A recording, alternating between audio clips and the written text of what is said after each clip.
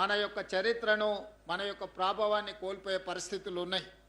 అందుకే ఈరోజు ఈ హైదరాబాద్ నగరాన్ని ప్రపంచంతో పోటీపడే నగరంగా అభివృద్ధి చేయాలని ఈరోజు ఆక్రమణకు గురైన చెరువులను, ఈరోజు ఆక్రమణకు గురైన నాలాలను, ఈరోజు ఆక్రమణకు గురైన పార్కులను అన్నిటిని కూడా తొలగించి ఒక అద్భుతమైన పర్యాటక కేంద్రంగా మార్చి ఈరోజు పేద ప్రజలకు ఆహ్లాదకరమైన వాతావరణాన్ని అందించాలి అని చెప్పి మన రాష్ట్ర ప్రభుత్వం కృతనిశ్చయంతో ఉన్నది.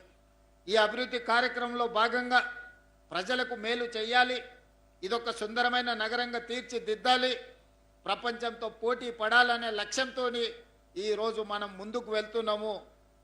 నిన్న ఇంతకుముందు అంబర్పేటలో బతుకమ్మ కుంట ఎంతో పురాతనమైంది. ఆడపిల్లల కాలంలో బతుకమ్మలు ఆడుకొని బతుకమ్మల ఆ చెరువులో వదులుకునే వాళ్ళు.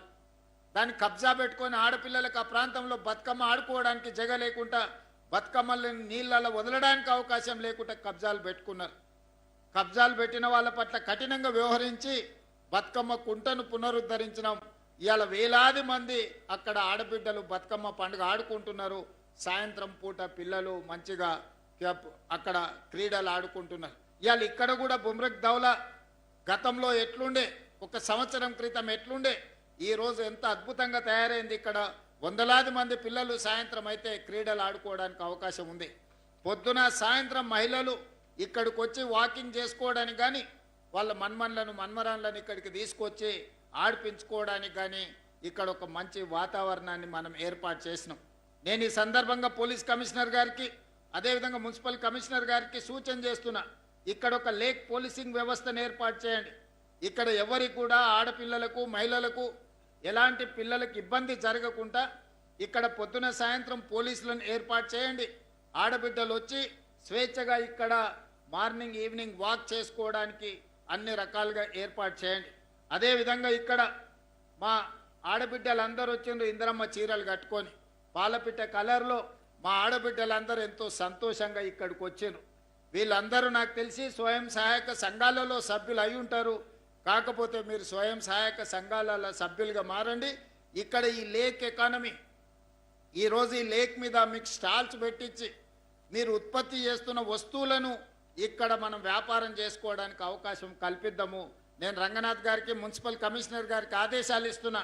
ఈ లేక్లో ఆడపిల్లలకు ఇది లేక్ ఎకానమీ, ఇక్కడ ఒక ఆర్థిక వ్యవస్థను ఏర్పాటు చేయండి.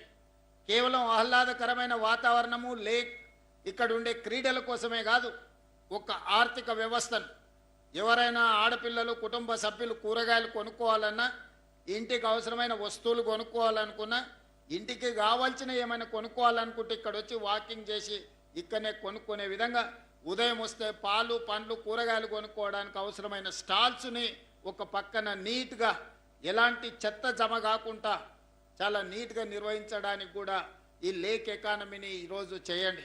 ఇదే కాదు, ఈరోజు మూసి పునరుద్ధరణ కార్యక్రమాన్ని తీసుకున్నాం. నగరంలో రాత్రి 9-10 తర్వాత మనకు పోలీసుల ఇబ్బందులు ఉన్నాయి. రాత్రి 12-1 వరకు మనకు ఓల్డ్ సిటీలో వ్యాపారం జరుగుతూనే ఉంటుంది. పోలీసు నిబంధనలు కొన్నిసార్లు మీకు ఇబ్బంది కలిగిస్తున్నాయి.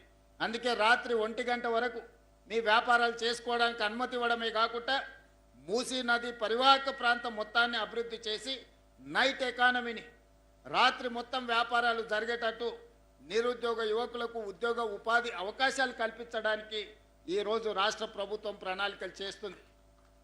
ఇది రాష్ట్రం యొక్క ఆర్థిక వ్యవస్థను పెంచుతుంది.